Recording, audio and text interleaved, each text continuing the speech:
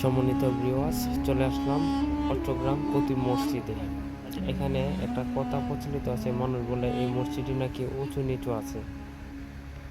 তাই আজ আমি আপনাদেরকে এই মসজিদটি পুরোপুরিভাবে আমি আপনাদেরকে দেখাবো যে এই মসজিদটি আসলে কি উঁচু বা নিচু আছে, বা পুরোটি মসজিদ আমরা গনে গনে ইটগুলো গনে গনে আমরা দেখাবো।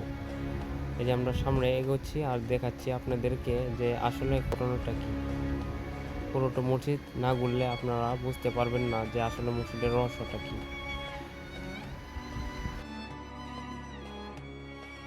আচ্ছা, এখানে কয়টা ইট? ছয়টা। আর ওই জায়গার মধ্যে কয়টা পাইছে? চারটা। এর এর ব্যবধানটা কোন কারণে হয়েছে এটা?